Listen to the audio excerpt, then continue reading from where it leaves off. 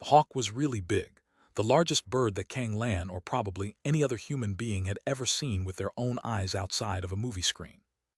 Its wingspan was over 30 meters, and it had a height of around 30 to 40 meters. Its body was covered with silver-colored feathers that seemed to glitter like precious gems under the glare of the lightning that illuminated the almost completely black sky, as well as the faint rays of sunlight. However, what caught Kang Lan's attention the most when she looked at the giant hawk was nothing of the aforementioned, nor was it its legs covered by sharp emerald-green claws, but rather, it was those two large golden eyes similar to those of an owl. Kang Lan's brain froze as she felt imminent death looming over her, yet her body that had been trained in the worst environments and tens of thousands of fights reacted on its own. She stopped her steps, and instead of continuing to approach the second-order zombie, she kicked the ground beneath her feet, jumping backwards and trying to put distance. It was also at that moment that the silver hawk attacked. Yet in a backward motion, Kang Lan's pupils trembled when she saw how the golden eyes of the hawk at an altitude of over 500 meters lit up. The two eyes glowed like lanterns, and in the middle of the sky looked like two small, extremely bright and beautiful suns. But Kang Lan was not happy about the beautiful sight, quite the contrary. Swoosh swoosh. Just as Kang Lan expected it to happen, as this kind of image was very normal even in movies. Two bright beams of light that looked like laser beams shot out from the two eyes of the silver hawk, and even though Kang Lan was backing away, it was not difficult for her to realize that the beast in the sky had even understood her trajectory and trajectory speed to hit right at the precise spot where she would be in the next instant. Just as Kang Lan was about to be hit by the skill of the silver hawk, a golden-colored barrier appeared around her body. Bang! The golden barrier only resisted for a second before shattering into pieces. However, before the golden beams could continue advancing, a second golden barrier appeared around Kang Lan and stopped them again. Bang! The second barrier was also destroyed, and the two bronze bells that had floated above the head of Kang Lan protecting her from danger returned to the inside of her bag. Although the two objects only resisted for 1 second each, those 2 seconds was enough time for Kang Lan to change her trajectory of movement and move away from the place she believed would be the place of impact. However, the worst thing that could happen happened. Ha ha ha ha! The second-order zombie laughed as he watched the two golden laser beams hit the ground and carve deep holes the width of a fist before moving and chasing after the human woman. The creature sneered as he tried to suppress the poison that was still attacking him inside. Human woman, I fell for it before too, so don't worry too much. The expression on Kang Lan's face was serious, and her face was beginning to fill with small beads of sweat as she tried to move away from the two golden laser beams that were chasing her. She heard the soul evolvers around her crying out in concern, but she had no time for them now as her agility didn't seem to be enough to compete with the magic skill of a second-order beast. Just as she was in real danger, Kang Lan felt her entire body become much lighter than before, and an electrifying but pleasant current coursed through every cell of her body. In just an instant, she noticed how her agility stat and the rest of her stats received a boost that she considered tremendous. Thank you, my dear leader. Kang Lan couldn't help the corner of her lips lifting slightly as she realized that this was the result of the life-saving effect of her loyal follower subclass. Bang! Kang Lan kicked the ground under his feet using all her strength, and taking advantage of the increased stats, she burst out with new movement speed, moving away from the two golden-colored laser beams and leaving them further and further behind. The second-order zombie's laughter stopped and his eyes widened in shock as he watched the human woman flying away. What happened? The zombie was puzzled but couldn't find an answer no matter how much he thought about it. The hawk in the sky also began to decrease the power of its attack after leaving two long and deep trenches over 400 meters long, as it realized that the human woman was suddenly out of its reach. When the danger passed, Kang Lan immediately noticed how her stats returned to normal, and she also stopped her run while looking back cautiously. Do you want to read more chapters? Hey, are you okay? Fu Zufeng appeared beside her like a ghost and asked in concern, and at the same time slightly surprised. He had seen the events unfold, and had been running in this direction to support Kang Lan, but it was too far away, so Fu Zufeng knew it would take longer than the time he had to get to her and give her help. Fortunately, it seemed that Kang Lan was hiding some of her strength, and that allowed her to escape. I'm fine, Kang Lan replied with her eyes moving between the second-order zombie and the silver hawk. The appearance of the hawk had ruined her plans completely. Fu Zufeng scanned the surroundings and frowned heavily as a glint of worry flashed in his eyes. The war was continuing, except that this time a change had occurred, a huge change. The beasts that had been killing each other were still killing each other, as well as attacking humans. However, the beasts and zombies were no longer fighting between themselves. Except for the still 50% uncontrolled beasts, the two races were attacking the human settlement. The pressure on the soul evolvers increased exponentially as the proportion of enemies they had to face grew. With little space to move, the agility stat had been partially sealed, and the level of risk of being scratched by zombies increased. In fact, the only reason the human evolvers had not yet fallen was thanks to the weapons that allowed them to keep their enemies at a distance, and their armor that not only served to mitigate some of the damage received, but also prevented the claws of normal zombies from touching their skin. Nangongyi had been carried by Lu Yan back to the walls, and Lu Yan had joined the fight immediately after. Because Fu Zufeng and Kang Lan were currently tied up by the two second-order existences in front of them, no one had time to rest at all, and they had to do their best to survive. Kang Lan, this is bad. Fu Zufeng whispered softly, covering his mouth with one hand to prevent the enemy from being able to read the movement of his lips. Kang Lan nodded imperceptibly without saying a word. She understood that the current situation could hardly become worse than it already was. You two should be the leaders of this establishment, shouldn't you? The second-order zombie finally broke the silence after regaining approximately 70% of his strength. He could now suppress the poison with considerably more tranquility and ease. Neither Kang Lan nor Fu Zufeng answered the zombie's question. Both were focused on the surroundings and the sky, therefore, they could not afford to be distracted. But the male zombie didn't mind the other party's lack of response. Instead, a fierce smile appeared on his face, a stark contrast to his suddenly soft and calm voice. How about this? If you guys surrender, then we promise we won't kill anyone else. That's not a bad deal, is it? The second-order zombie's voice was not loud at all, and amidst the constant explosions and roars of war that enveloped the surroundings, it could easily have been ignored. However, the creature's words sounded as loud as the beating of war drums in Fu Zufeng and Kang Lan's ears. They both jumped in surprise, and their eyes widened in shock, as it was hard for both of them to believe that what they had just heard was true. In fact, the shock Fu Zufeng and Kang Lan felt was so great that for a moment the two forgot not to take their eyes off the two enemies before them and looked at each other as if to make sure they had just heard correctly. The male zombie seemed very satisfied with the reaction of the two humans, and when he saw that neither of them said anything, he began to speak again. Even though I have eaten many human brains and absorbed countless records of this race, I still do not understand very well how the strange hierarchy of power among you works. Let me tell you that for my zombie race, when one breaks into the second order, the mental block that limits our ability to think and reason is removed. With the ability to think and reason, we second-order zombies gain the skill to lead an army of up to 1 million normal or first-order soldiers with approximately 70% freedom. Scree! Kang Lan and the others raised their heads skyward as the hawk began to flap its wings and let out a thunderous screech. I know, the second-order zombie shouted back. He looked at the human duo and continued.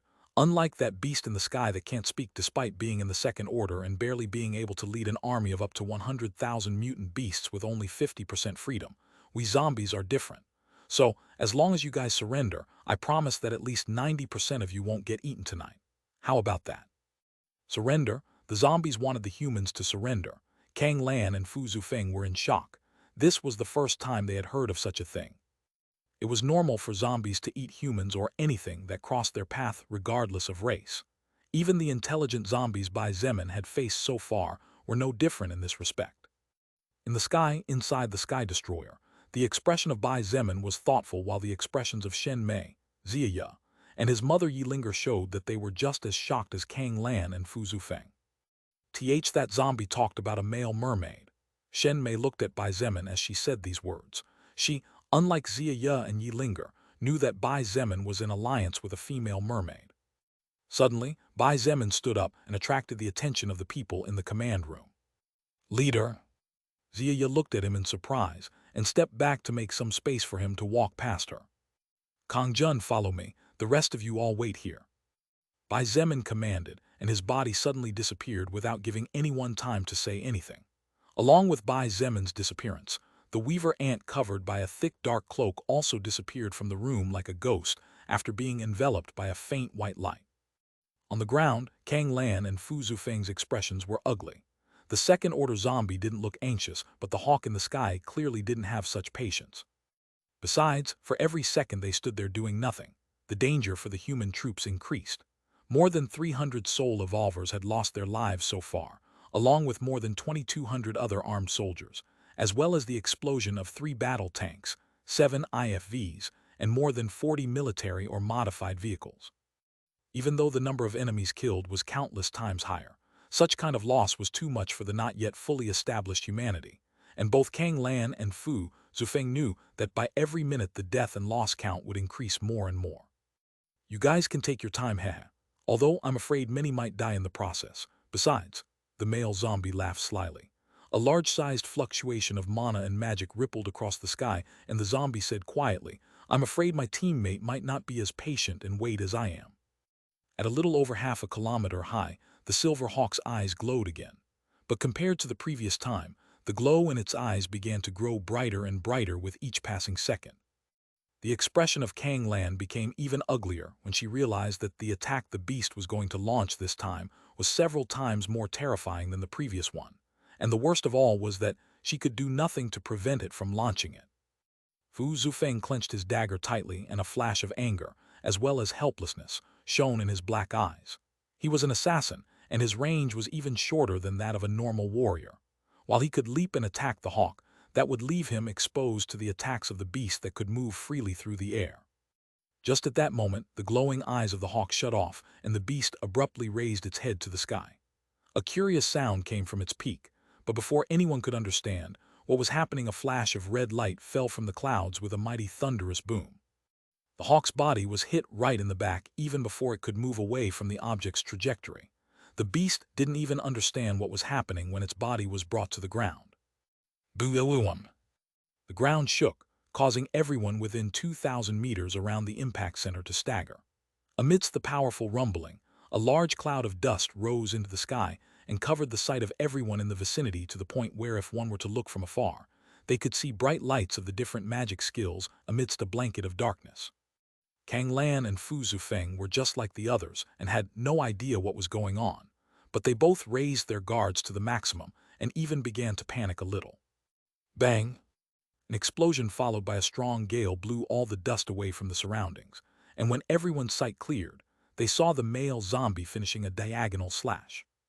However, what caught the attention of everyone was the center of the crater, which was more than 300 meters deep. The hawk that a moment ago was hovering in the sky and looking down on all living things with disdain, flapping its powerful wings covered with beautiful silver feathers, was now stuck in the ground. Its back had been split in half and red blood, along with fragments of inner organs, bathed the creature's back, staining its silver feathers in crimson. On the beast's back, a sword approximately 2 meters long crackled with constant lightning flashes of bright red dancing around it. At the sight of that sword, Kang Lan and Fu Zufeng's eyes sparkled. They both looked at each other for a second before looking back at the greatsword, letting out sighs of relief simultaneously. Backslash backslash backslash backslash backslash backslash backslash. Chapter 718, Blood Mist with a Single Blow. WH1. The dust had not yet fully settled when the second-order zombie came out of his stupor. The creature that was now fully aware of emotions such as awe and fear subconsciously took 2 or 3 steps back as he raised his own sword and pointed it at the greatsword with red flashes of lightning. What the hell is going on here? The male zombie clearly roared in annoyance at not being able to understand what this was all about. Hey, stupid bird. Hey, damn hawk. Fu Zufeng and Kang Lan listened indifferently as the second-order zombie tried his best to call out to the silver hawk that didn't move. The eyes of the two humans were indifferent as they watched the beginning of the despair of existence in front of them. However, despite his despair coming mostly from not knowing what was happening in front of him, the male zombie was a second-order powerhouse. Bang!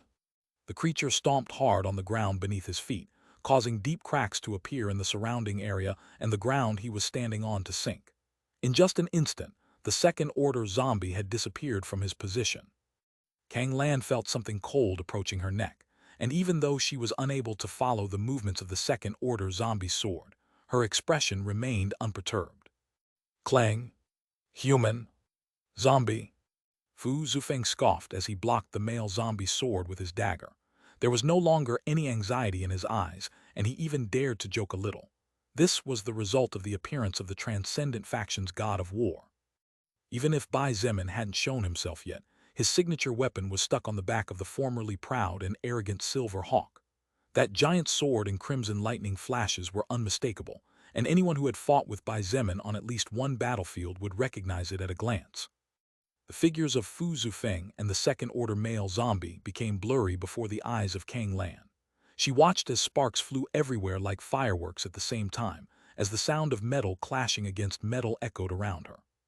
The two second-order existences continued to clash, and apparently, the agility of the two was quite similar. The same seemed to be happening with the strength stat, therefore. The battle would definitely not end anytime soon. As the war continued, Kang Lan was the only one standing silently and motionless. But strangely, she was also the only one who did not receive any attacks. She raised her head to look up at the apocalyptic sky, narrowing her eyes as if trying to see beyond the dense clouds of mana in which lightning flashed.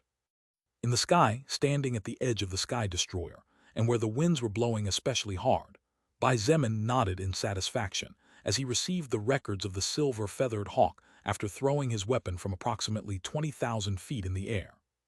"Lilith, you were right," Bai Zemin said as he looked down casually. "I only needed to activate gravity manipulation X5 to kill that bird." Lilith rolled her eyes and pointed. "Jesus Christ, are you dumb? Even though the maximum of gravity manipulation is X30, that doesn't mean you have to always activate the skill to its maximum." Earlier, Bai Zemin was about to launch his greatsword, which weighed 6,000 kilograms from approximately 20,000 feet, but not satisfied with that. He wanted to activate gravity manipulation to the maximum possible. Thankfully, and he had a sane person at his side, or else forget about the hawk, or his subordinates would probably have been affected by the shockwave. "Better safe than sorry, isn't it?" said Bai Zemin as he took a step forward, stepping into the void. He turned to look at Lilith, and just as his body was falling, he said loudly, "Besides, from here I couldn't even see that silver bird." "What?" Lilith shouted and quickly followed him, jumping off the battleship. Her ink-black hair danced furiously as the surrounding wind was cut off by her free fall, and as she stared at Bai Zemin, who was falling a few feet ahead, she shouted, "You threw that thing of yours without even seeing the enemy. Are you crazy?" Bai Zemin turned around in mid-fall to look Lilith in the eyes. "My precious Lilith, did you just now realize it?" He laughed out loud as he felt the surrounding wind becoming more and more violent. Lightning flashed past a few meters from his body, and he looked especially small and fragile in the midst of the dark sky covered by destructive energy. "Do you want to read more chapters?" Lilith could not help but shake her head as she muttered something to herself. Kang Jun, the third-order apocalyptic ant, had jumped immediately behind Bai Zemin and Lilith. The creature was silent as he clung to the cloak that flapped furiously in the strong winds. Even his size was insignificant in the sky. Bai Zemin closed his eyes for a few seconds. With his eyes closed and with his ears only listening to the loud thunder rumbling in his surroundings, as well as the strong passing of the wind, Bai Zemin felt as if he had entered a completely different realm. Despite being surrounded by destruction, he somehow felt strangely relaxed. However, Bai Zemin knew that he could not stay with his eyes closed like this for much longer.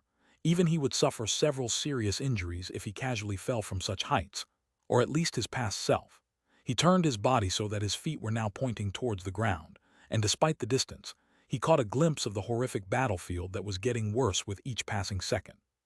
With the death of the mutant beast army commander, the creatures had begun to attack each other more madly than before, and now the zombies had also become their targets again. Although the pressure on the human group had decreased tremendously, things were still far from brilliant. Kang Lan, who had been looking up at the sky all this time, noticed two objects falling from a great height. At first, she wasn't too sure, but it didn't take her long to identify Bai Zemin's face, and her lips immediately curved upwards. When Bai Zemin was approximately 900 meters from the ground, he activated gravity manipulation to the maximum possible, but in reverse, and his body immediately seemed to have fallen into a strange, invisible swamp as the speed at which he was falling abruptly decreased. Of course, Kang Jun continued to fall like a cannonball, and in an instant passed beyond Bai Zemin. Boom! A huge cloud of dust rose up with the place where Kang Jun had just fallen as its center. The weight of the ant was so great that, added to the falling speed, The ground shook so much that it barely missed Bai Zemin's previous attack. Fu Zufeng and the second-order zombie that had been fighting immediately stopped after one more short trade, quickly retreating as they looked at the cloaked silhouette with fear and caution. Kang Lan also froze as her eyes fell on the 6-foot-tall hooded figure. She could feel mortal danger from the second-order zombie, and the same applied to the silver-feathered hawk before its death. However, when Kang Lan looked at the figure covered by that black cloak, all she felt was pure despair. It didn't matter if it was Fu Zufeng, the male zombie, Kang Lan, or any other existence on the battlefield. They all knew in their hearts that they could do nothing in the face of the creature that had just appeared. Bai Zemin, who was now falling as light and soft as a feather, watched as Kang Jun's mere appearance silenced the explosions with a gaze filled with satisfaction but complicated emotions in his heart. For a moment, the beasts, zombies, and humans stopped their movements to stare at the cloaked figure. Of course, the brief stagnation only lasted an instant, as the mindless beasts and unintelligent zombies immediately began slaughtering again, which led to the humans having to defend themselves once more. Kang Jun, kill all the beasts and half of the zombies.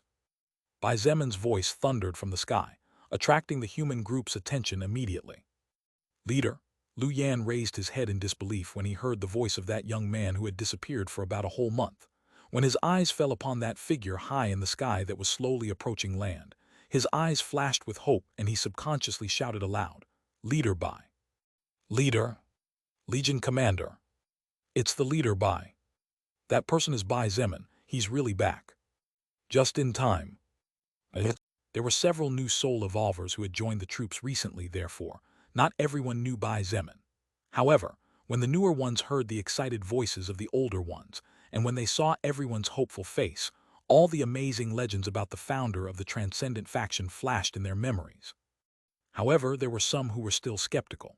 After all, even if Bai Zemin was powerful, what was before them was an army of over 700,000 zombies and at least 50,000 to 60,000 mutant beasts.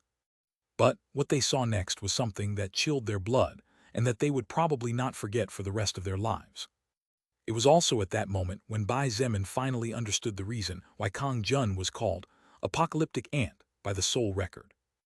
Upon receiving Bai Zemin's command, Kang Jun did not hesitate and with a mighty stomp jumped like a spring, soaring into the sky hundreds of meters in an instant and falling in a parabola shape directly into the center of the army of mutant beasts.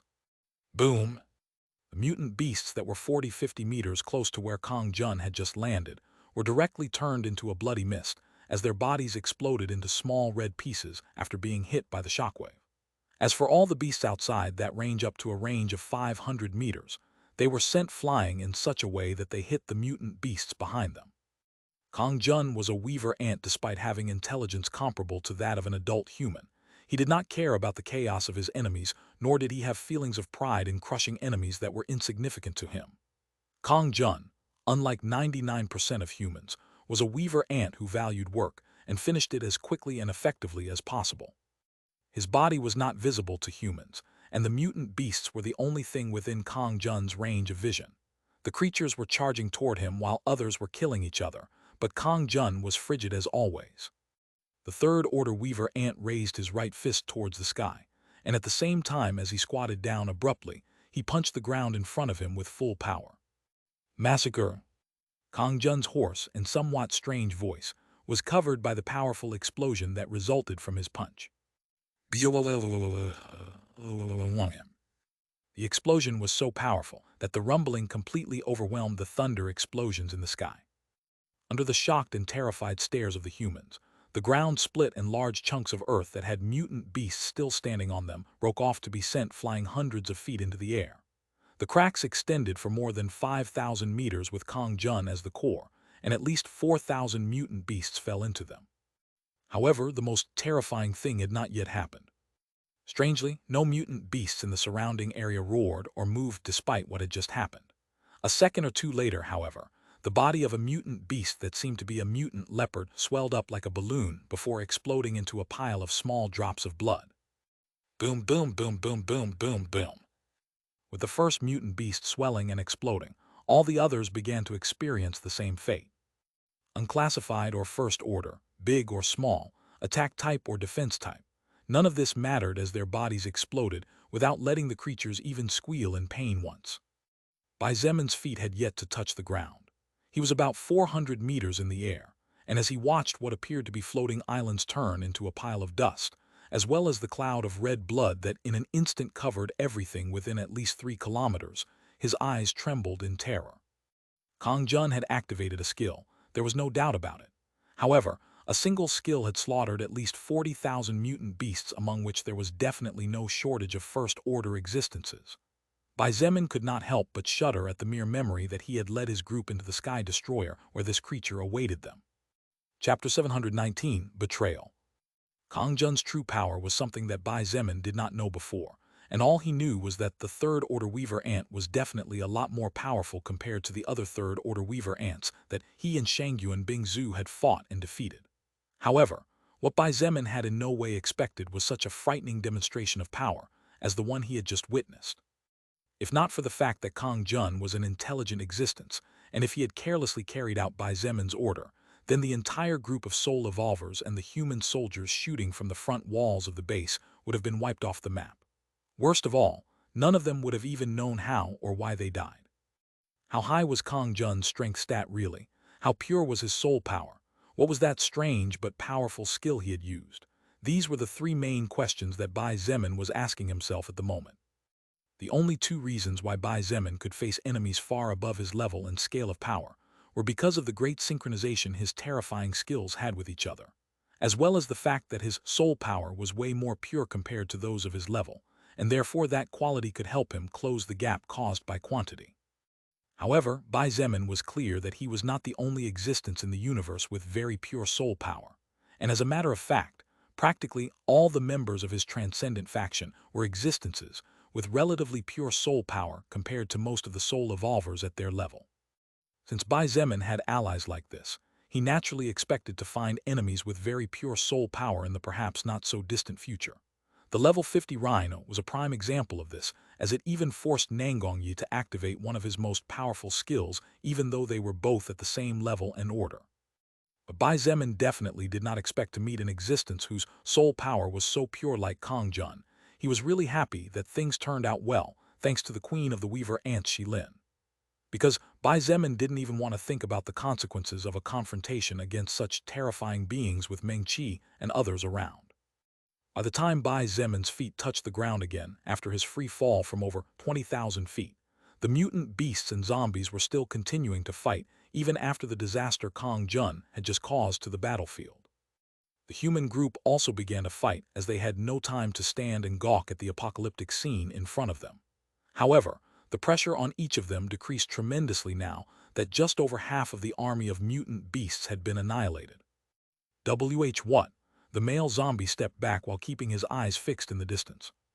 Amidst the cloud of blood, Kang Jun looked like a giant mountain surrounded by rubble and cracks. Even though he was a great distance away, his presence was simply too big and striking after what he just did. In the face of a first-order existence, an unclassified existence was no different from a normal little ant in most cases. Versus a second-order existence, a first-order existence was precisely what an unclassified existence was to the first-order existence. And versus a third-order existence, a second-order existence was simply insignificant to even mention. While a second-order existence had 50 levels to ascend before stagnating and having to complete its breakthrough mission, a third-order existence had twice as many levels to go.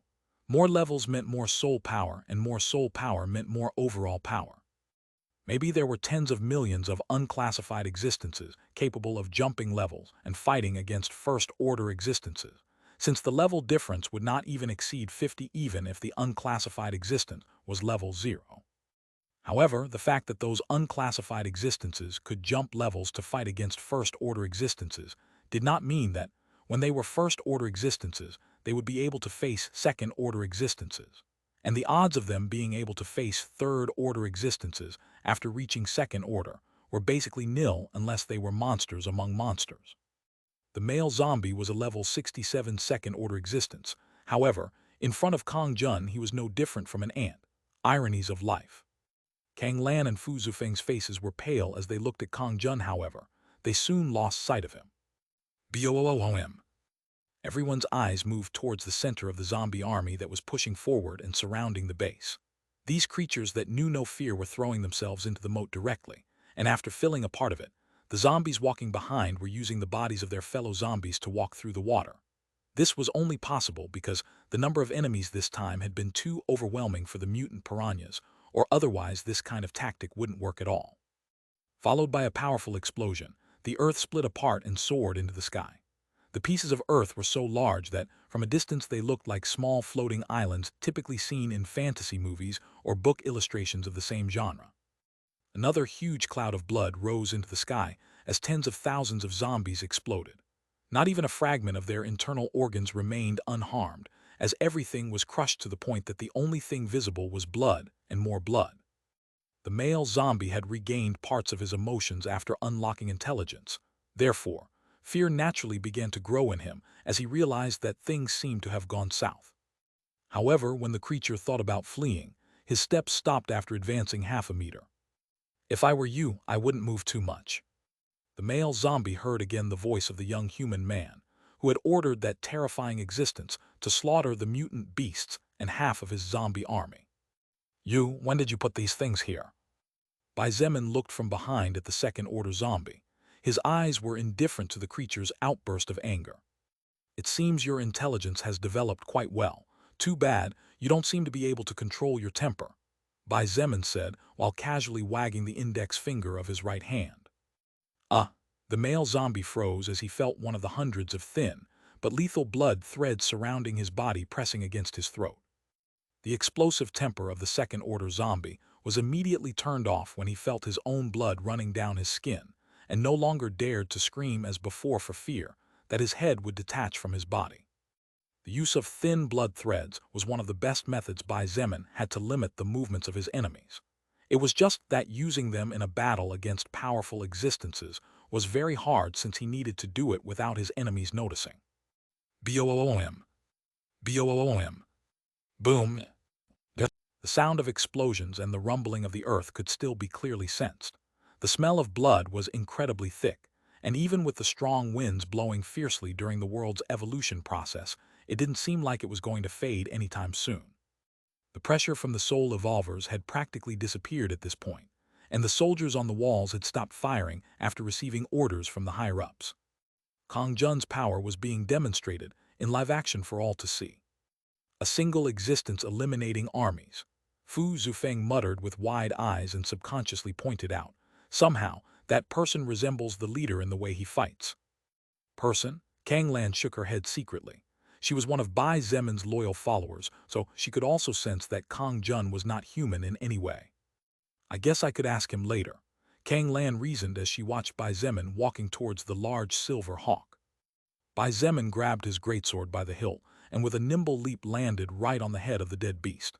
He clenched his left fist and without hesitation fiercely struck the animal's forehead. Boom! A large part of the head split into pieces and fragments of broken skull, as well as brain material and thick blood flew everywhere, some of it staining Bai Zemin's armor and face. "Oh, it really has a soul stone." Bai Zemin didn't seem to care about the blood running down his face. He reached into the broken head and pulled out the small glowing stone before putting it away in his storage ring. So, he turned and walked towards the second-order zombie. His eyes were cold as he said in a deep voice, "Do you want to live or do you want to die?" The corner of the second-order zombie's mouth twitched as he heard the stupid question from the human in front of him. But more than anything else, what the creature felt was frustration. A moment ago, he was the king and had the lives of everyone in his hands, but in just a second and due to the appearance of this young human, everything had gone to hell. Bai Zemin narrowed his eyes dangerously, and with a single thought, one of the threads binding the zombie's body tightened completely. The male zombie's eyes widened in pain, and a moment later the sound of something falling to the ground reached his ears. "When I ask questions you answer, are we clear?" Even in the midst of the pain and frustration, anger was still visible in the male zombie's eyes as he looked at the young man standing in front of him. He was a powerful second-order zombie, commander of hundreds of thousands of zombies. Now, however, he was being held back by an existence that hadn't even entered the second order. Such humiliation was simply too much to bear. However, when the second-order zombie saw Bai Zemin narrow his eyes again, the pain in his now absent right hand reminded him of the consequences of being disobedient. "We are clear, we are clear," the zombie hastily shouted as in his heart he vowed to take revenge when the slightest of opportunities crossed his path. Bai Zemin did not care about the thoughts of the second-order zombie in front of him. In his eyes, the male zombie's soul power was barely above average at best, and there was no way such a creature could stand up to him. "I want you to answer me some questions, I'll let you live then. How about that?" Bai Zemin paused, and a smile of disdain appeared on his face as he slowly said, "It's not a bad deal, is it? Oh, be quick to respond. Because I'm afraid the threads around your body might not be as patient and waiting as I am." The male zombie gritted his teeth so hard that the inside of his mouth began to bleed. The murderous intent in his eyes was so strong that if gazes could kill, Bai Zemin would have been incinerated at least 10 million times by now. Bai Zemin sneered in the face of the male zombie's murderous intent. He had simply returned the same words the creature had said to his subordinates. He wanted the second-order zombie to experience what they experienced when their lives were out of their hands. "I will answer what I can and is within my knowledge to the questions you ask me," the intelligent zombie said through still gritted teeth and looking intently at the young human. "Good boy," Bai Zemin chuckled as if unaware of the male zombie's expression or anger. Then, his expression suddenly turned serious as he coldly asked, "Who is this male mermaid you spoke of earlier?" Bai Zemin's expression did not change, but the male zombie's expression did. Although Bai Zemin looked indifferent, in his heart a flame of anger as strong as a raging volcano was silently burning, waiting to be released somewhere before it burst out in him. His faction had an alliance with the 7th Princess of the East Sea, Xian Meier. Bai Zemin's goal was to help Xian Meier in exchange for her helping him conquer the entire area at the edge of China. It could be said that Xian Meier was a crucial part of his plans, and an ally that Bai Zemin valued highly. However, the appearance of another mermaid in the vicinity had put Bai Zemin on high alert. Not only were the sea creatures numerous and powerful, but the fighting style of these creatures was quite unfamiliar, so humans were not used to fighting them. If the sea creatures reached land, the humans would have a huge enemy to face, one probably more terrifying than any other enemy that had appeared so far. "I don't know very well about this mermaid." The zombie finally began to speak.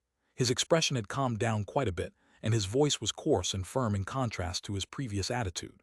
The creature stared at Bai Zemin and said slowly, "The only thing I know is that this guy seems to be a big fish in the seas, as he not only has powerful bodyguards but his own strength was far above mine, and that of the hawk over there."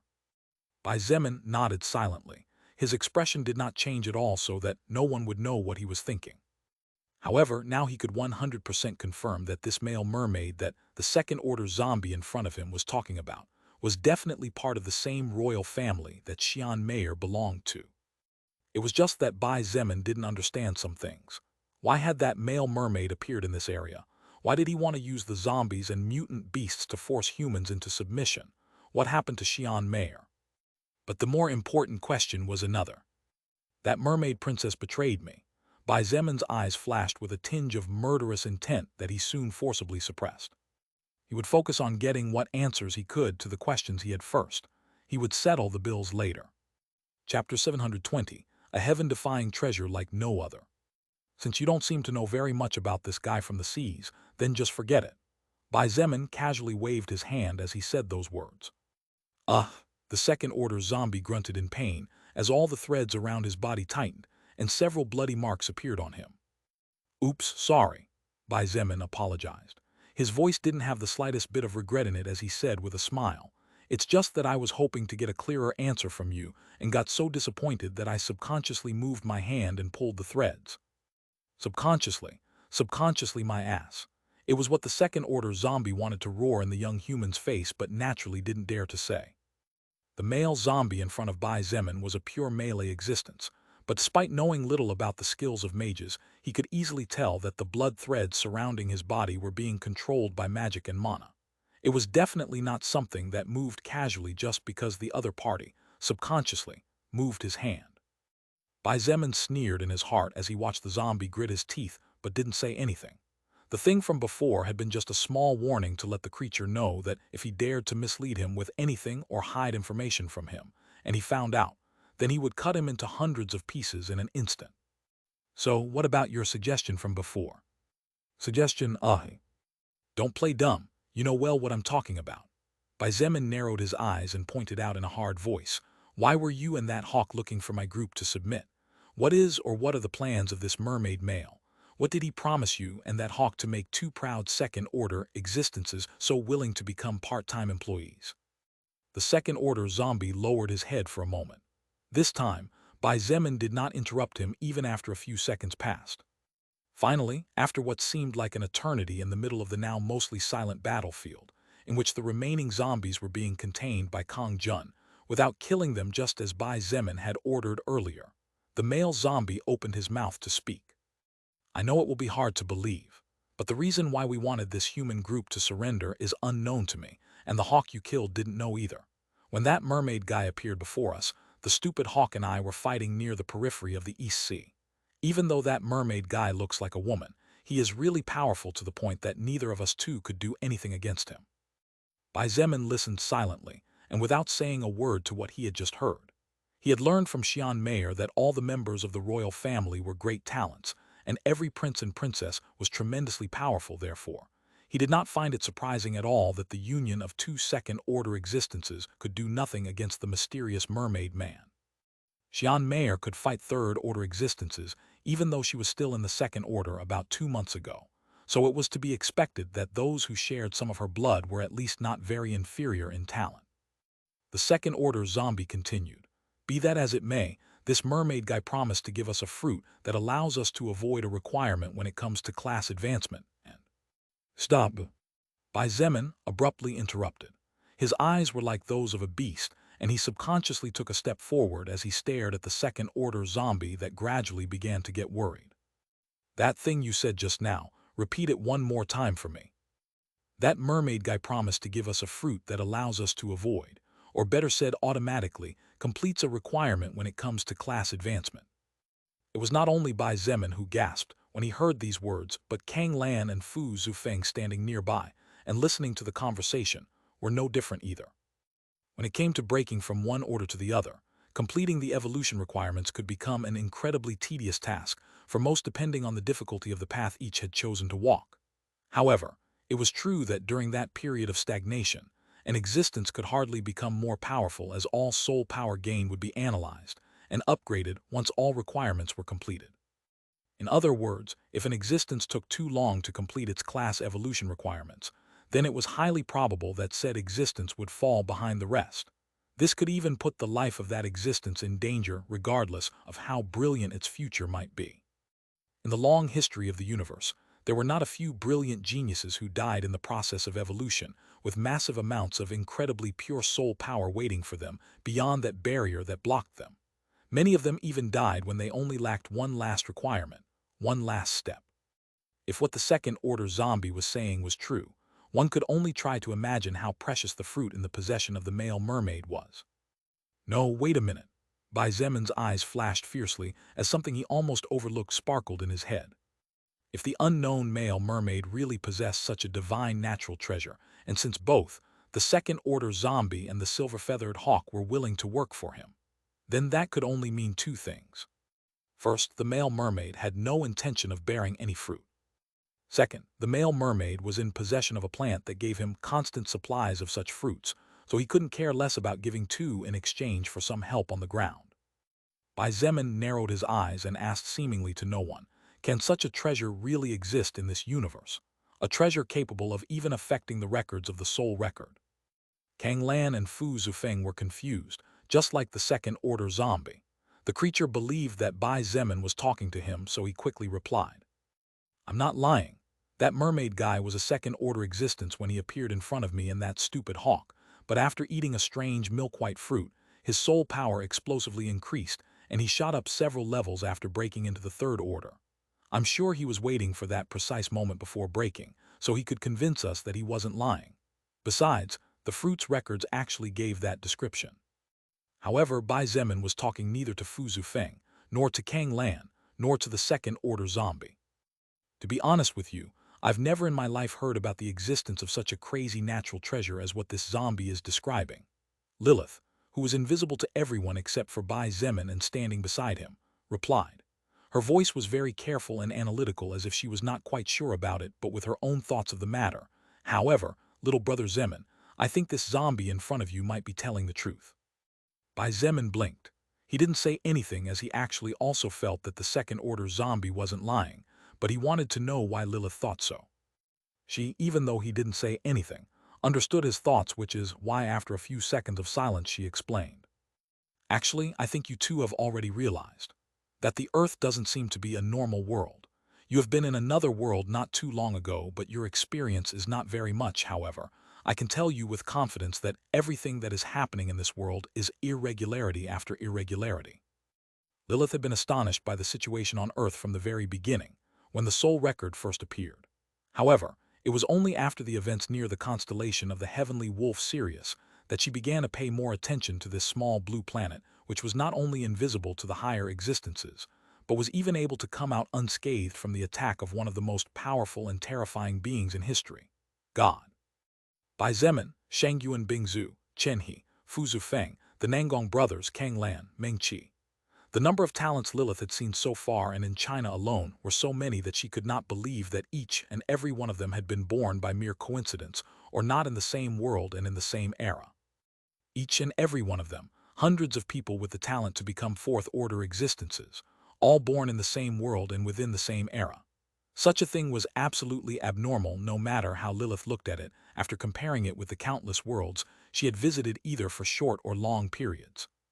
With natural treasures it was not much different, and the same applied to the speed at which living things in the world itself evolved. In a little less than 4 months since the beginning of it all, the Earth was giving birth to rank 2 and maybe even rank 3 metals, precious herbs, and even divine plants such as was the lightning plant that Bai Zemin had found at the beginning of it all. Bai Zemin nodded silently. He looked at the second-order zombie and slowly said, "So, other than the male mermaid, didn't you see another mermaid next to him?" This was quite an important question for Bai Zemin. However, the second-order mutant zombie shook his head and replied, "I only saw 2 Triton warriors with golden spears next to the mermaid guy. I don't know if there were more underwater." "I see." Bai Zemin remained silent for a few seconds. Then, he nodded before calmly asking, "How were you supposed to contact this mermaid boy to report the success of your mission?" Hearing this question, the second-order zombie hesitated. However, Bai Zemin only needed to frown and tighten the threads around his body slightly for the creature to remember the position he was currently in. "That mermaid guy said that one of the leaders in this area should have a strange pink dolphin. He said to use that dolphin. He said I only needed to kill it to release a spiritual wave that the royal family sea creatures in the vicinity could feel. We would use that as a signal." Bai Zemin frowned tightly when he heard such words, and a glint of relief shone in his black eyes. Although he was also angry at the fact that they wanted to use Zio as a sacrifice just for a mere signal, Bai Zemin was mostly relieved that Xian Meyer had not betrayed him at all.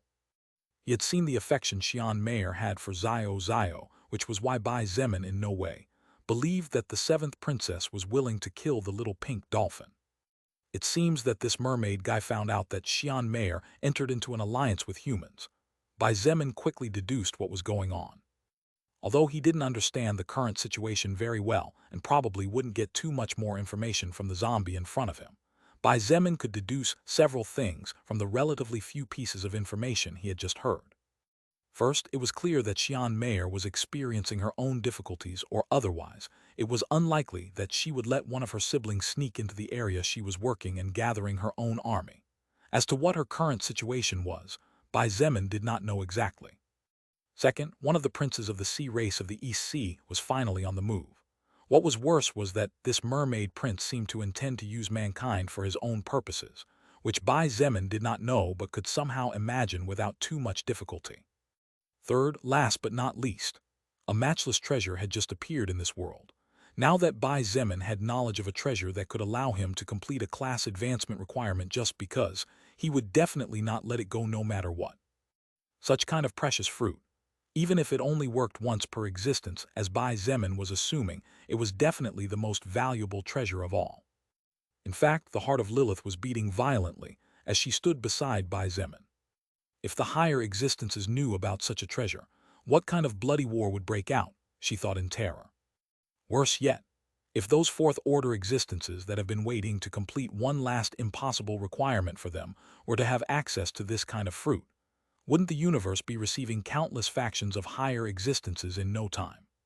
Chapter 721, Mass Record Restoration. The second-order zombie watched the silent Bai Zemin for almost a full minute before suddenly saying, "I told you everything I know. Now it's your time to fulfill the deal we agreed on earlier." Bai Zemin raised his head, taking his eyes off the ground, and looked at the male zombie. He looked genuinely confused as he asked in a puzzled voice, "Fulfill my part of the deal we agreed on."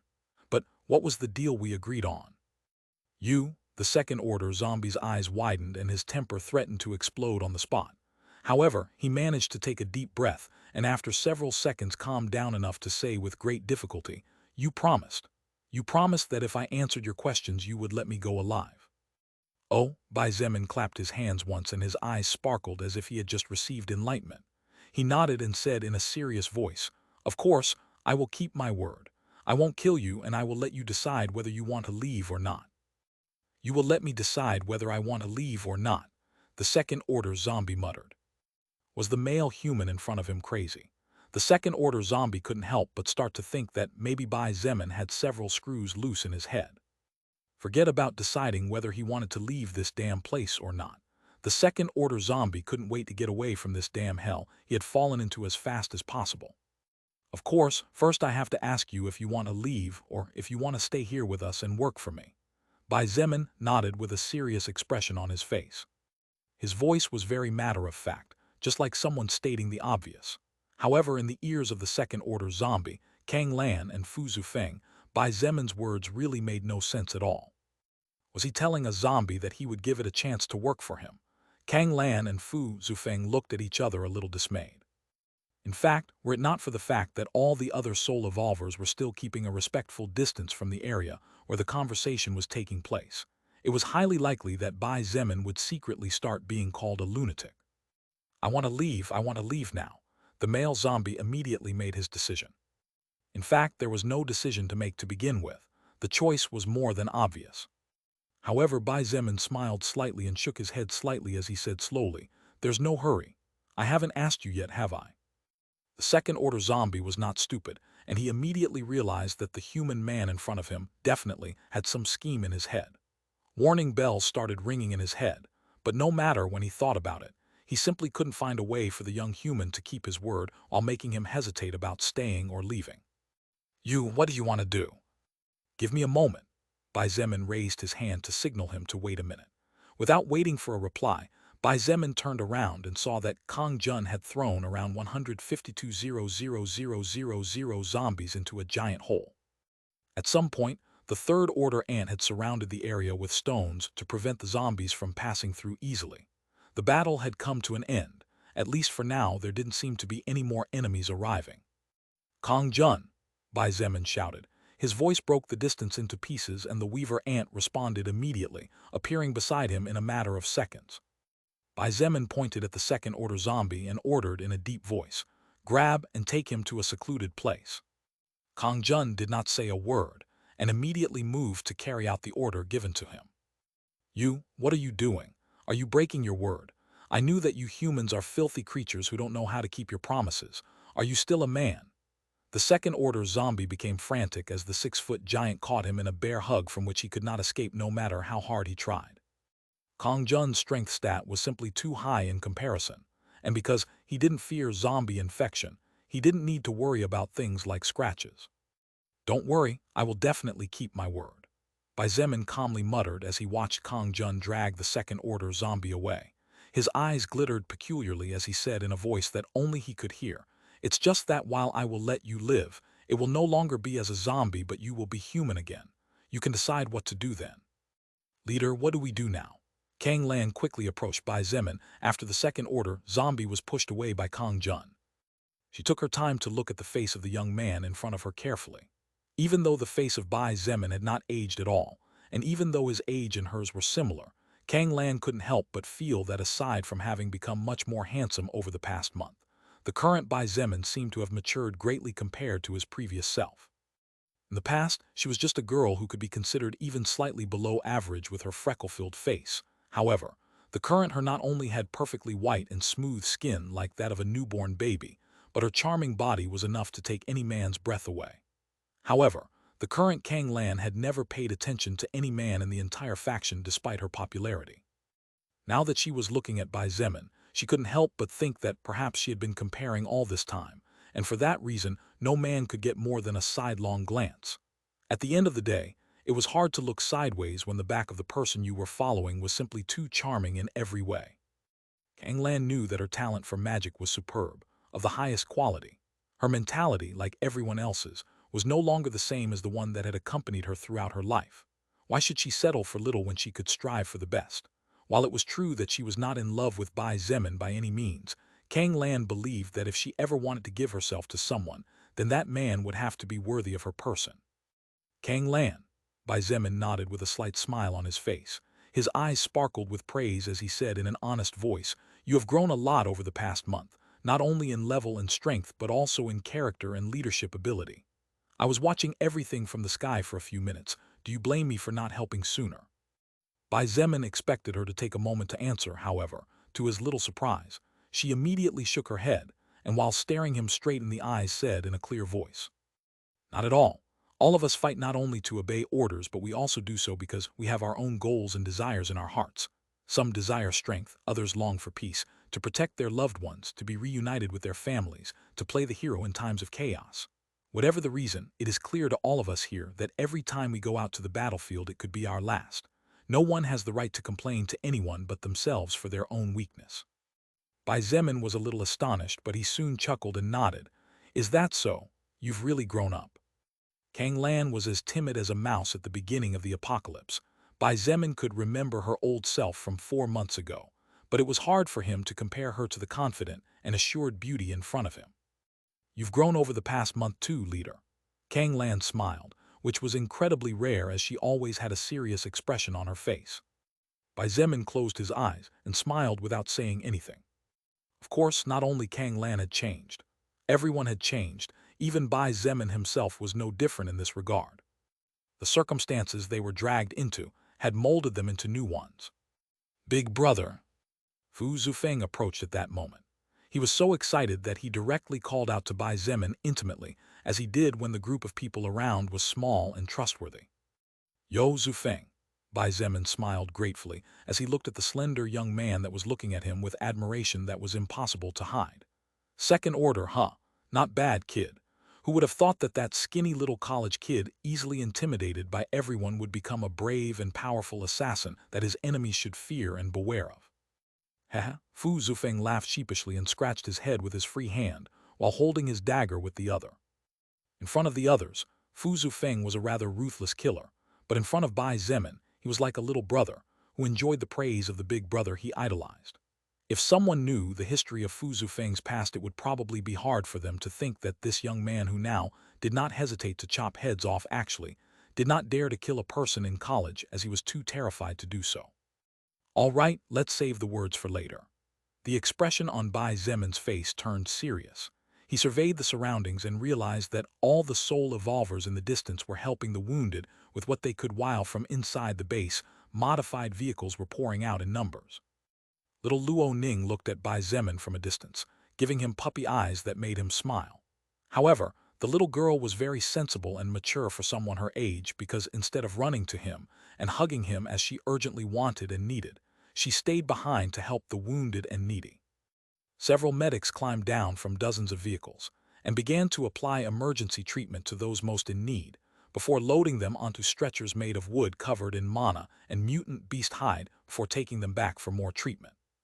"Kang Lan, go heal Nangongya first, then heal those you can so that you can at least save those who can be saved," Bai Zemin ordered. Kang Lan nodded, and after a last glance disappeared beyond the walls. "Zufeng, organize the troops. Have the able-bodied soldiers and soul evolvers rest as much as possible, but be alert near the walls in case another attack occurs." "All right." After nodding earnestly, Fu Zufeng left. Bai Zemin sighed, and after nodding to some people who greeted him or looked at him with respect, he disappeared from his position without a trace and just like a ghost. // Approximately 40 kilometers distance away. What the hell is that thing?" The second order zombie muttered with wide eyes as he stared in shock at the wooden pagoda that rose 10 stories from the ground just like a small building. This is where the magic happens. Bai Zemin replied calmly before silently gesturing to Kong Jun. The Third Order Weaver Ant nodded silently, and without a word began to drag the male zombie straight towards the wide-open door. "Hey, where the hell are you taking me? What are you going to do?" Bai Zemin ignored the Second Order zombie's screams and shook his head. Kong Jun threw the intelligent creature straight into the interior of the pagoda, and then closed the double door with a loud bang, sealing the male zombie inside. Bai Zemin took out 3 Second-Order soul stones and powered up his limitless pagoda. The countless runes on the initial floor immediately lit up, and the magic circle drawn on the door glowed. The process of record restoration had begun successfully. Actually, the reason why Bai Zemin had not done this before was because he was not sure if the male zombie would lose his memories of his time as a zombie once he returned to being human, thanks to the power of the limitless pagoda. After all, Bai Zemin had only tried with unclassified zombies and first-order zombies before, but all of them had lost their memories. While it was true that the zombie inside the pagoda at the moment was a second-order intelligent existence, Bai Zemin could not take the risk of seeing if the creature lost his memories after returning to human, since if that happened he would not be able to obtain any information regarding the merman and his plans. Well, something is better than nothing, Bai Zemin sighed. At least he had managed to get some information from the second-order zombie's mouth. Kong Jun remained standing silently. Although he was curious about what was going on inside the mysterious pagoda, no matter how hard he tried, he could not feel the slightest energy leaking out from inside, so he did not know about the magical process that was going on as he stood by the door. Now, Bai Zemin turned and walked towards the edge of the artificial mountain that had been born as a product of Kong Jun's fierce attacks. Below, approximately 150,000 to 200,000 zombies were grunting and trying to climb the huge pit they had been thrown into. Bai Zemin's lips curved upwards, and at the same time as hundreds of thousands of soul stones flew out of his special storage ring, he said in a low voice, "Time to create a small evolved force, hee." Chapter 722, Bad News After Bad News. It had been about 2 hours since Bai Zemin had disappeared, and no one in the entire Transcendent faction had any idea about what was he doing. Only Kang Lan and Fu Zufeng felt that it was a bit strange for the leader to disappear in this kind of situation when he had just returned. Moreover, both Kang Lan and Fu Zufeng had their suspicions regarding what Bai Zemin was doing. Of course, it was not that either of them doubted him in a bad way, but they were simply suspicious because of his strange behavior towards the second-order zombie, as well as the last words he said regarding giving the creature a chance to work for him and stay with them. Be that as it may, even though the humans had managed to repel the main army, more and more mutant beasts were coming from a distance. Most of the creatures fought each other as they ran rampant across the desolate land, crushing anything that dared to cross their paths. The same was true for the zombies. Small groups of zombies that, if grouped together, could form a large horde began to approach from all sides as if attracted by something. Fortunately for the establishment, the soldiers on the walls, as well as the archers, were able to take out the zombies before they presented any kind of difficulty for the base, while the other soul evolvers took care of the mutant beasts. Standing at the entrance of the base and guarded by 2 first-order soul evolvers, Lu Xiaoyao frowned at the workers who were moving too slowly for her liking and the situation they were in. "Hurry up, we need to move as many corpses as possible while we can." The mutant beast flesh could not be wasted in any way, which was why all the bodies that did not have poisonous flesh or had not been hit by some poisonous magic skill were immediately taken to the base where they would later be processed.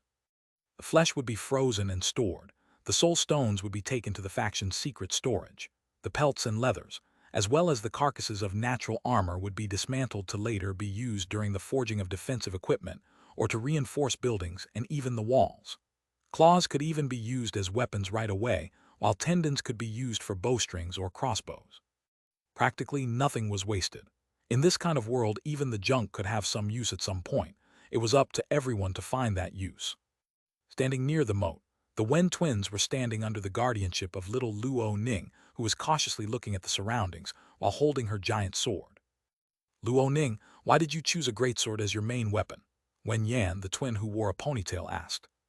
She was holding little Zio, the pretty pink dolphin who was currently hard at work using her aquatic skills to clear the moat so that, if a large-scale invasion like the previous one occurred, the new enemies wouldn't be able to use the old bodies as bridges to reach the base walls. For two reasons. Luo Ning held up two fingers as if to emphasize the fact that there were two important reasons behind her seemingly peculiar choice. She put one finger down and said in a clear voice, "First reason, because the path I walk is a very strange one, the path of a magic warrior." The path you walk.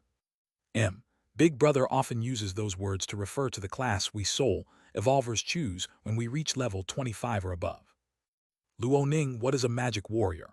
Wen Yun asked with her Lolita voice. She, in contrast to her sister Wen Yan, had two ponytails, one on each side of her head. A magic warrior is. I don't know. Big Brother told me that since my main stats are strength and magic, then I'm a magic warrior. I see. So, the reason why you use a greatsword is because it's more suitable for someone who uses brute force. Wen Yun, for some reason, I feel like you are offending me, but I can't put my finger on where the problem lies in your words. It's your imagination, heh. So, what's your second reason for choosing a greatsword? Right, I almost forgot. Thanks for reminding me, Wen Yan. You're welcome. Then, the second reason why I chose this greatsword as my main weapon. It is, of course, because Big Brother Bai also wields one. That second choice of yours is quite interesting. Wen Yun, is it my imagination or are you making fun of me? The three little girls seemed to be in their own little world, casually chatting while the surroundings were littered with the blood and flesh of exploded or burned corpses.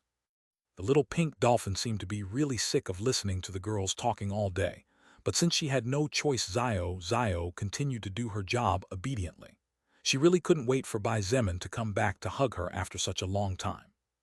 Just as the little pink dolphin was thinking about such a thing while removing the bodies from the moat, her big pink eyes lit up, and she hurriedly turned her little head to the side.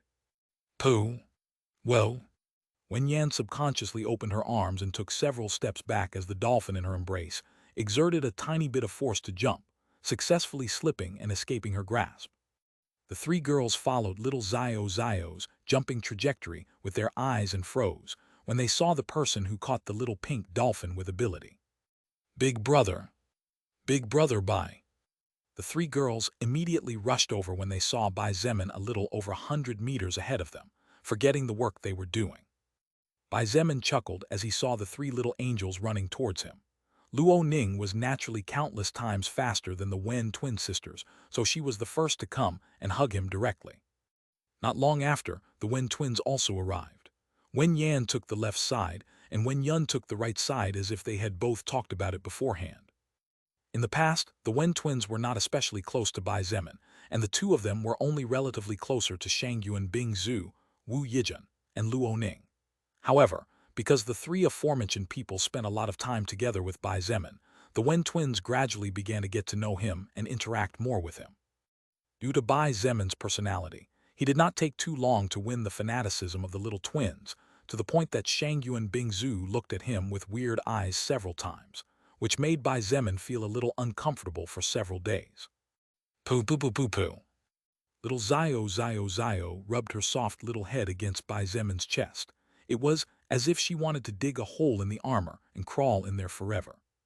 My dear Zio, I've missed you too. Bai Zemin held the little pink dolphin with one hand and gave her a gentle kiss on her forehead, much to the little animal's delight. With his free hand, he patted each girl and stroked their hair alternately to make sure none of them felt left behind. Wen Yun, I see you changed your hairstyle and now wear your sister's. Big Brother Bai, you really noticed the difference between the two of us. That's amazing. Only our parents could accurately identify who was who, hehe. And you, Luo Ning, I see you've broken through to level 44 in such a short time. That's quite some advancement. In no time you'll be a powerful second-order soul evolver. You're even likely to surpass me. Hehe, I don't want to surpass Big Brother or else I won't be able to be the Princess of China. Don't you want to be the queen better? Nope, Big Brother shall be king and I shall be princess, hehe. It was a quite strange, or rather, peculiar sight. In the middle of the bloody battlefield, a grown man was hugging a small pink dolphin while chatting with three lolies, and even saying a thing or two to the dolphin who in response made particularly pleasant sounds to the ear each time. Amidst the explosions caused by powerful physical attacks or terrifying magic skills flying around, 4 humans and a sea life seemed to be in their own world.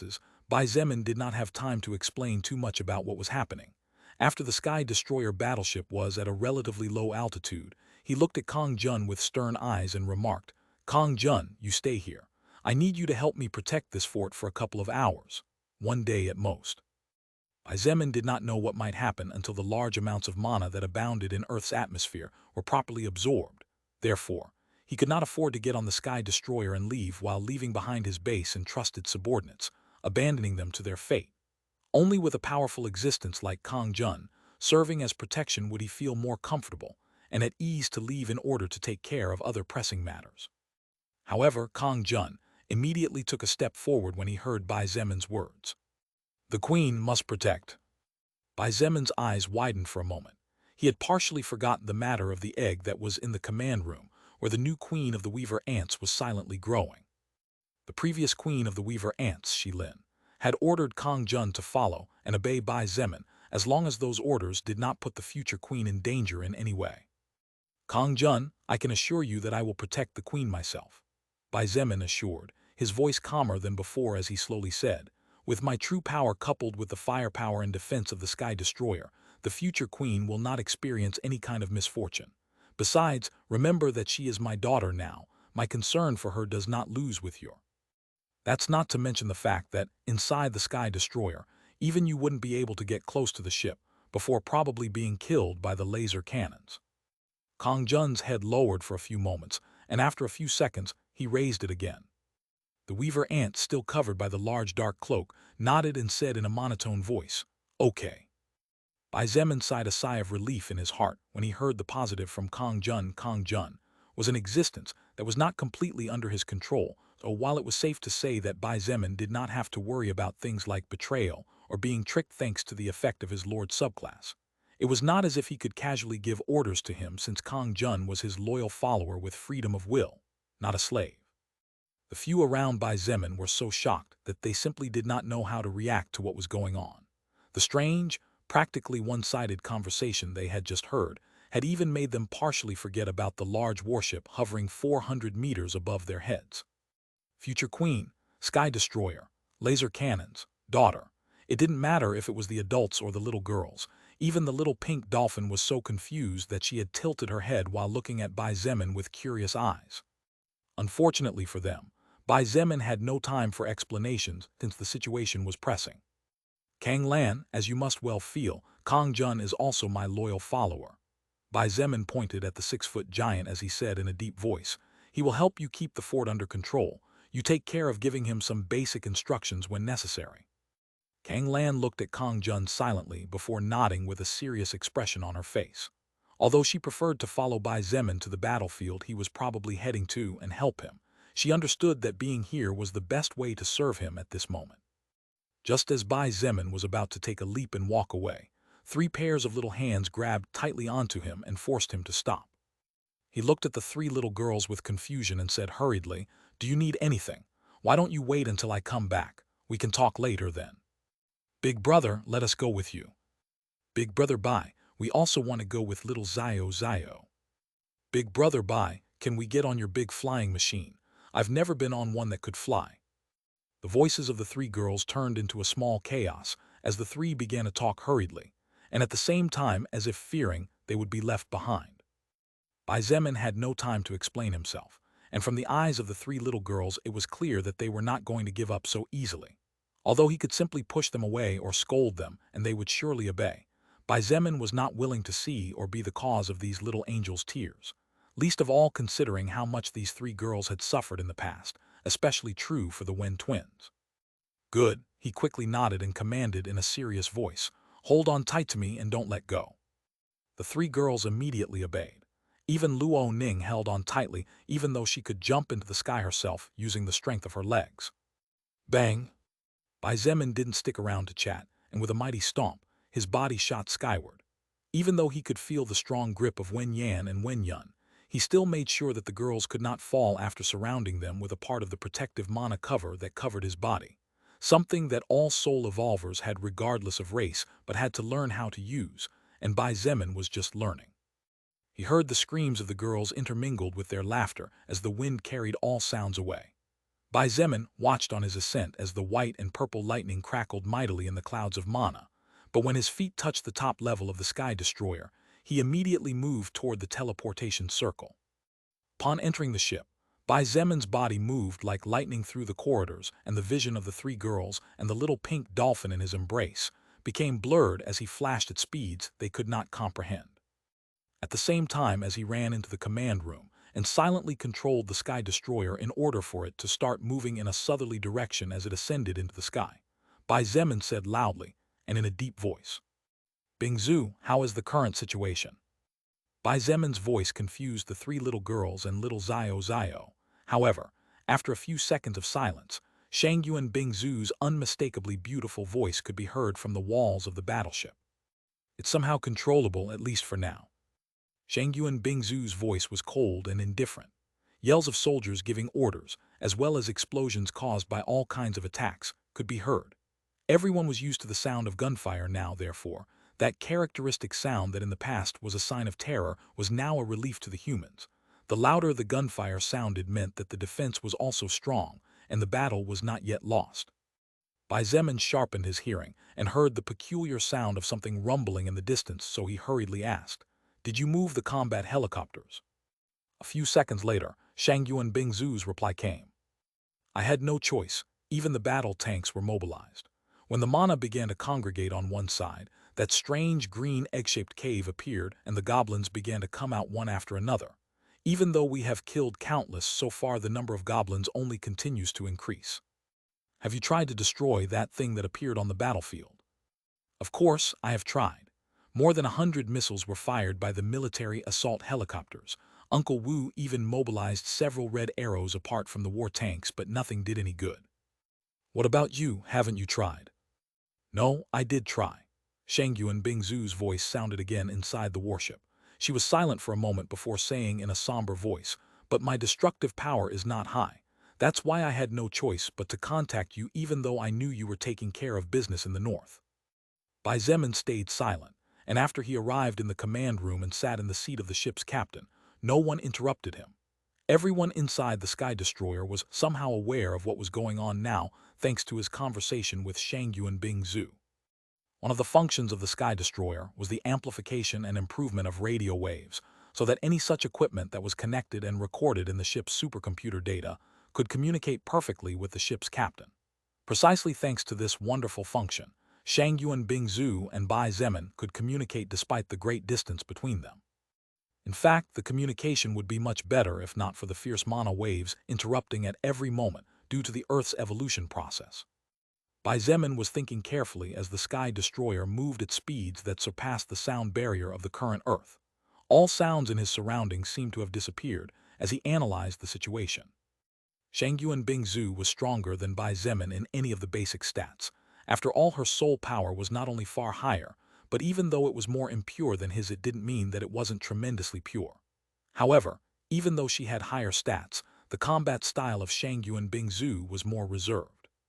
The skills Shang Yuan Bingzu had, despite being powerful, were intended for long fights and crowd control. However, the skills Bai Zemin had were intended to finish all fights in the shortest amount of time possible. His skills were as damaging to his enemies as they were to himself and his allies. When it came to real power, destruction, large-scale massacre capability, Bai Zemin was the unrivaled king. No matter how powerful Shang Yuan Bingzu was, she probably wouldn't be able to match the destructive power of Bai Zemin at 100% even after she became a third order or even a fourth order. After a long time of silence, Bai Zemin finally opened his mouth and said in a calm voice, "Bingzu, even though we need to study what that thing is better first, just in case prepare the same thing you prepared back then when we entered the fifth ruin. Even though I really want to say don't use that thing here, there might not be any other choice depending on whether we can finish off these goblins. However, unless we have an army of soul evolvers, it will be hard. Bai Zemin, we might have to use the golems of the Sky Destroyer. See you in half an hour." "Okay." The communication was cut off after Bai Zemin and Shang Yuan Bingzu said what they had to say. Bai Zemin ignored the eyes he felt on him and closed his eyes as he leaned back in the leather chair. If the worst came to the worst, then he would simply use Crimson Blood Judgment and destroy everything. The problem with this simple but effective tactic was that Bai Zemin could not fully control the destructive power of his skill, let alone keep his allies from getting involved. Fortunately, this was where Shang Yuan Bingzu came in. With her, Bai Zemin only had to worry about not dying himself, as she would prevent his Crimson Blood Judgment from being a cause of annihilation, even for the allied faction. Bai Zemin also did not want to mobilize the army of golems he had obtained when he gained control over Sky Destroyer. Those golems were a secret card that he preferred to keep hidden until times of need, since the loss of just one golem would be painful for him. Bai Zemin wanted to send some to be studied and see if in the near future more could be built. Again, lucky for him and Bai Zemin had a backup plan to not have to use the golems. // Chinese Renaissance faction base. These things really don't stop coming out. A soldier shouted as he switched magazines before continuing to fire into the distance. Look on the bright side. Another fellow soldier shouted as he gritted his teeth and clutched his heavy machine gun tightly, fighting against the powerful vibration transmitted to his body from his arms. Bright side? How is there a bright side in all this? Another soldier laughed out loud as he fired with bloodshot eyes. His shoulder was aching from the powerful recoil of his sniper rifle after firing it relentlessly for the past 2 hours. At least we don't have to aim, the soldier from earlier shouted in reply. He seemed to be laughing as he spoke, but the trembling in his voice was a result of the vibrations from the heavy machine guns stationed on the walls. Shoot, where we shoot we will definitely hit one. Not only in front of them but all around the entire base, no matter where they looked, a sea of green enemies were running towards them with fierce expressions or laughing. Their long noses, small green bodies, sharp fangs, bulging eyes, and pointed ears were characteristics that revealed they were goblins. These goblins were small, and most were completely naked with a weird transparent liquid running down their bodies. Some had some cover, but these were the medium-sized ones, and their numbers were fewer in comparison.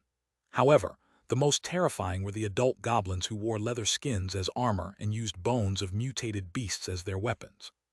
In the distance, who knew how many kilometers from the base, an object of a size that could only be categorized as a giant loomed into the clouds. It was green in color with small purple spots and lines around it, as well as a strange liquid staining the surroundings. 10 combat helicopters were flying in the skies, and one of them occasionally fired missiles at the giant object, only to be met with an insignificant and easily ignored explosion. It was precisely from that place where the goblins were coming out endlessly. Chapter 724, A Fierce War Against Endless, A Fierce War Against Endless. The soul evolvers of the Chinese Renaissance faction were facing the goblins. Because the number of enemies was simply too high, the soldiers and soul evolvers of the human side had no choice but to split into 4 teams: north, east, south, and west. Each team was in charge of protecting a part of the wall. The survivors had locked themselves in their homes, terrified at the mere thought of going out. The war was not only being raged on the outside of the base, as occasionally there were 1 or 2 flying mutant beasts that flew out of control as if they were nervous or angry about something, attacking the first thing that came into their sight ranges. The sound of gunfire coming from the 4 cardinal directions mingled with the explosions resulting from the powerful 125 cannons of the war tanks and the fierce heavy machine guns mounted on the armored vehicles. The number of bullets of all calibers that were expended per minute was simply colossal, to say the least. Were it not for the fact that Wu Keqian enjoyed an advantage at the beginning of the apocalypse, thanks to his official title as an important member of the Chinese government and a member of the Wu family, which gave him the enormous possibility of acquiring and gaining control over more than 5 military camps hidden at key points throughout the Changping district, the Chinese Renaissance faction's reserves would have already been drained. In fact, the ammunition stock was plummeting at the speed of light. This was because the soldiers had practically never stopped firing, except when the barrels of their guns overheated, and they needed to stop to avoid damaging the weapon, and to avoid getting hurt in case of a malfunction. Lin Min was the general in charge of the South Gate Army. He had reached his position because he had real talent, unlike the majority who used family connections. Besides, Lin Min was a rough and tough person who did not accept any kind of bribe, so he was not particularly liked by the higher echelons, and were it not for the fact that Wu Keqian had kept him under his wing, he might have been one of the many corpses that occasionally appeared in a ditch in the poorer streets of the base. As Lin Min surveyed the surroundings, it didn't take him long to notice that the goblin wave was still pressing harder and harder, despite the fact that his men were doing their best. The soldiers were gritting their teeth, and their eyes had turned blood red from killing goblins. Their shoulders ached from the constant recoil of their weapons, and some even had bleeding hands from clinging so tightly to the metal of the firearms. Finally, Lin Min couldn't help but look at the person standing next to him, and said in a respectful but deep voice, "Young lady, I'm afraid you will have to move after all." Although Lin Min hoped that he would not have to ask this person for help since he had some hatred towards soul evolvers after his wife was raped and killed by one, he was an intelligent person who knew when to move forward and backward. In this kind of circumstance, Lin Min was clear that allowing the goblins to approach the walls would be a fatal mistake, because if they used their numbers, they could easily build bridges of corpses to reach the top of the walls. M. The person nodded and made a small sound with her throat before stepping forward. She said nothing, and with a graceful but powerful leap soared over 200 meters in an instant before she began to fall from the high walls of the base. Golden bullets flew everywhere, and some were even headed for her as the soldiers on the walls did not expect the sudden movement of an ally. However, to everyone's good fortune, this beautiful woman was not just an ordinary soul evolver. This was further proven when the bullets melted as they came too close to her body. A faint but powerful layer of crimson flames surrounded Feng Tianwu's body. She narrowed her eyes, a glint of coldness flashed in them as she focused on the countless goblins below, and getting closer and closer due to her falling in process. Goblins were lustful creatures by nature, and when they saw a human beauty falling from the sky towards them, there was a large portion that stopped. These creatures that seemed to have been born minutes ago at most laughed and used their long tongues to lick themselves as a certain uncovered part of their bodies reacted to the ever-approaching fire fairy. The coldness in Feng Tianwu's eyes turned into anger when she noticed the lust of the filthy creatures. She whirled in the sky like a goddess and waved her hands as her melodious voice mingled with the fierce roars and lewd laughter of the goblins. Animal Fire Kingdom. Her words had only fallen when the dark sky immediately lit up. Dozens of magic circles turned into hundreds, and hundreds of them soon became thousands. The temperature of all the surroundings increased to the point that the goblins began to get the feeling that something wasn't right. The creatures put aside all lust and began to throw stones, or even at the companions next to them, with the intention of speeding up the fall or killing the human woman. However, all the objects turned into molten lava after getting too close to her. Finally, by the time Feng Tianwu's feet touched solid ground again, a large patch of land formerly occupied by goblins was completely empty. There were no corpses, only a few small glowing rocks that were the only proof that there had been living beings standing there, until recently before being incinerated to dust. A dozen or so taller goblins that were clearly at least several days or weeks old immediately snapped out of their daze. The creatures' faces contorted in anger, and with a bizarre shriek, they charged forward, being quickly followed by the smaller goblins who also let out high-pitched shrieks of their own. Feng Tianwu snorted coldly. She raised a hand skyward before lowering it. The now over 10,000 small magic circles immediately glowed, and the magic skill instantly triggered. All kinds of firebirds suddenly burst out from inside the magic circles, flying swiftly towards the horde of goblins. There were crows, normal birds, eagles, hawks, parrots, doves, etc. The firebirds cut the wind in two and began to mingle among the goblins. Standing in the same place, Feng Tianwu moved her hands like an orchestra conductress and elegantly mobilized the army of firebirds.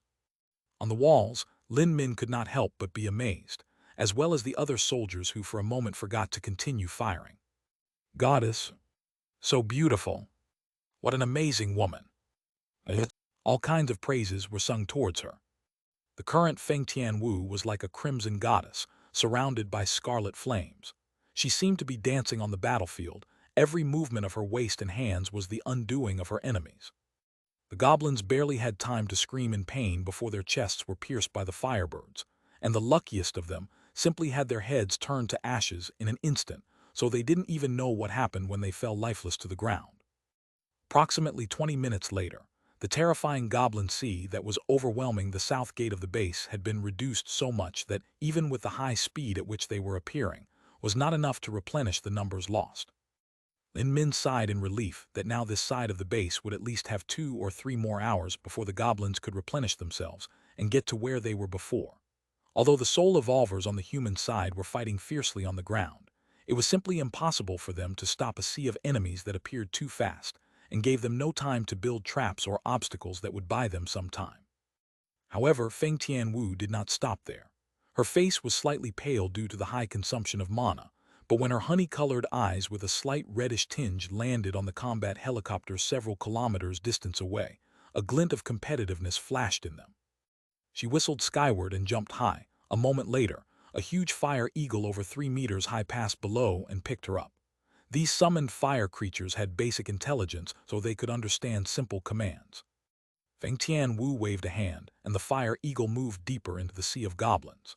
As her magic robe clung tightly onto her curvaceous body due to the strong wind pressure she faced, Feng Tian Wu took with her the now little more than 4,500 firebirds she had left, lighting up the sky and wreaking even more devastation on the enemy troops. Because of the brave feat, as well as her phenomenal performance with her beautiful but fierce red flames, Feng Tian Wu would later be known as Crimson Witch. This would be a title that would belong only to her, and that at some point in history would arouse terror in her enemies just by hearing it. At the West Gate, the mobilization of Feng Hong was also called for because the goblin approach was simply unstoppable despite the human firepower, and the union of over 800 soul evolvers that were simply insignificant compared to the sea of enemies that surrounded them. The man was not very different from his daughter, as when he stepped onto the battlefield, he didn't bother to hold back. The tornadoes of fire whistled noisily, and under the control of the Second Order's powerful existence, thousands of goblins began to disappear, rapidly turning into mortal debris that was blown somewhere by the strong winds that only served to boost the power of the flames even more. At the North Gate, Sun Jun was fiercely fighting alongside his brother-in-law Wu Keqian. Although Sun Jun and Wu Keqian were powerful second-order existences in their own right, they were both warriors who specialized mainly in stats like strength, stamina, and perhaps agility. Unlike the destructive power and control that a mage had on the battlefield, warriors were simply less flashy, which was why while the two of them were doing a phenomenal job at keeping the enemy at bay, they simply had no way to compare to Feng Tian Wu and Feng Hong. Fortunately, however, half of the powerful team that had participated in the 5 Silver Pagodas expedition had been stationed in the north, with approximately 100 first-order existences whose soul power was particularly pure. The unclassified goblins were experiencing what was an impossible wall to break through despite their practically infinite numbers. Even the first-order goblins were being torn apart with ease.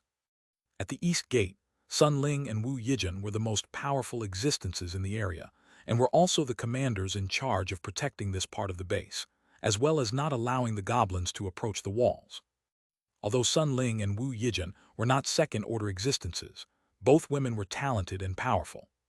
Wu Yijun had thrown countless seeds everywhere, and at this point she had raised her own forest from the ground.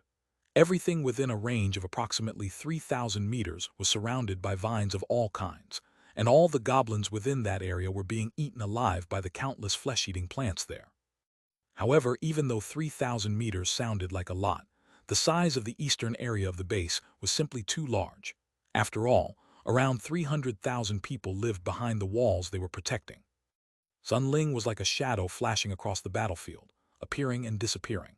Her 2 sharp daggers reaped the lives of countless enemies at lightning speed, and the strange golden pheromones that emanated from her and surrounded her alluring body turned the already lustful goblins into creatures that could simply stand there, panting in rabid gasps as they stared stupidly at her, making it easy for Sun Ling to hunt them down. Ironically, and despite the East Gate having the lowest number of soul evolvers, it was also next to the South Gate, the one closest to the goblin nest, the place that could be considered relatively safe. This was because apart from people like Wu Yijun and Sun Ling, a troop of 10,000 soldiers fully armed with electromagnetic rifles had been stationed there. A single shot from each electromagnetic rifle was enough to claim the lives of 5 or 6 goblins in a straight line before losing its power. Several kilometers away from the South Gate, inside one of the combat helicopters, Shangyuan Bingzhu was sitting in the back seat as she watched the situation below through the window. She was frowning slightly as she watched the sea of green rushing towards the base when a large flash of crimson light attracted her attention. Turning her face slightly, Shangyuan Bingzhu narrowed her eyes, and a flash of surprise shone in her sky-blue irises as she saw Feng Tian Wu incinerating hundreds plus hundreds of thousands of goblins by herself. "Lady Shangyuan, should I get a little closer?" Hearing the pilot's shout almost completely suppressed by the sound of the helicopter's rotor blades, Shangyuan Bingzhu gave Feng Tian Wu one last glance before moving her eyes to her left. There, that huge egg that seemed to be a living cave was pulsing. Goblins were still coming out of the not-so-small hole in the front. Shangyuan Bingzhu did not know how this giant thing appeared there. All she and the others knew was that it definitely had to do with the large amount of mana surrounding the area, as it was too obvious that the giant egg was using the world's mana to generate goblins to exhaustion. Suddenly, however, Shangyuan Bingzhu's pupils trembled as she saw a strange object coming out from inside the cave. She hurriedly slapped the pilot's seat several times and commanded in an anxious voice, "Move back, quickly retreat."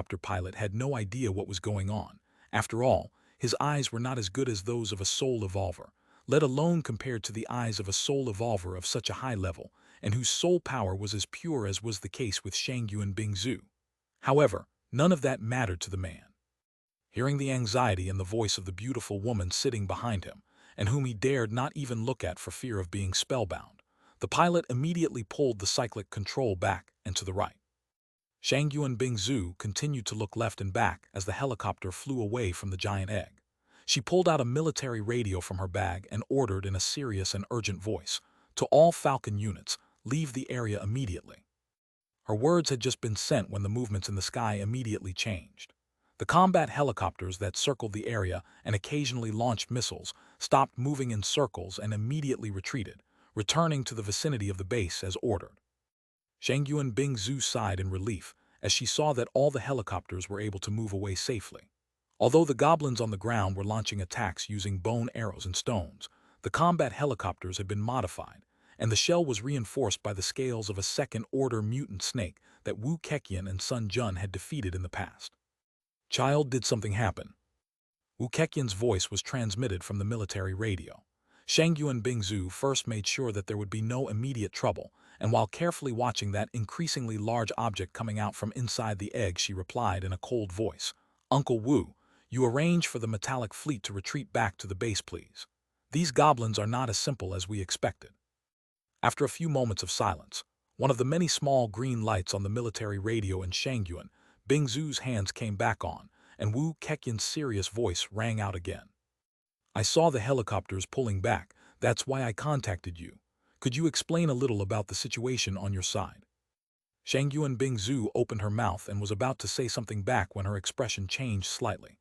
She hurriedly pointed outside the window and said loudly, "Ice shield," followed by the appearance of a deep blue round shield approximately 50 meters in diameter on the back of one of the retreating combat helicopters.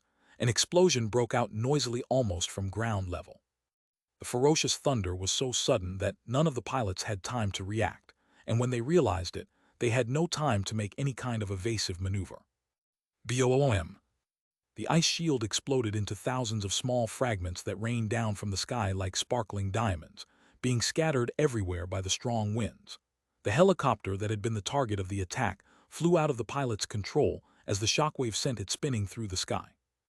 Bingzu! Bingzu! What was that? Most of the green lights on Shangyuan Bingzu's military radio came on, as the anxious voices of the various generals and commanders in charge of each group began to ask what had happened. The explosion had been powerful enough to be heard even from the base. The expression on Shangyuan Bingzu's face was as cold as ice as she watched the large flying object soaring into the sky after emerging from inside the egg. She pressed the privilege button to speak, and after a moment of silence she said in an indifferent voice, "The goblins seem to have a zeppelin with them." "Zeppelin? Zeppelin? Like those giant air globes?" Shangyuan Bingzu ignored everyone's words, and after making sure that the pilot of the affected combat helicopter managed to take control of the helicopter, she refocused her sky-colored eyes on the giant bomb-shaped object. The Goblin Zeppelin, like all the other Zeppelins, was oval-shaped like a nuclear bomb of colossal size. Approximately 400 meters long, and with its earth color, the Zeppelin looked like a small world captured in the coil of the sky. Its speed was nothing out of this world, around the same speed at which combat helicopters moved. However, what was really terrifying were the two cannons on either side of the flying ship. The only thing that gave Shangyuan Bingzu some relief was the fact that the airship did not seem to have such great firepower. Even when she looked at the cannons on the sides of the flying object, she only felt a slight tinge of threat, but nothing comparable to the cannons of the Sky Destroyer they had encountered and taken possession of recently. They look like cannons like those used in the Middle Ages, but judging from the blast force from before, they are definitely powerful weapons, Shangyuan Bingzu noted. She narrowed her eyes and a dangerous glint shone in them as she noticed the figure standing on top of the Goblin Zeppelin. As if feeling its eyes, the goblin standing on top of the Zeppelin focused on the combat helicopter Shangyuan Bingzu was riding in, and a fierce grin appeared on his face. The creature definitely had intelligence, and not at an average level. Shangyuan Bingzu saw the creature raise a white bone with lightning flashing around it, and she quickly stood up. She opened the sliding door of the helicopter, and the wind immediately caused her silver-white hair to wave wildly. "Lady Shangyuan," the pilot shouted in surprise as he looked over his shoulder. "You keep moving," she shouted loudly.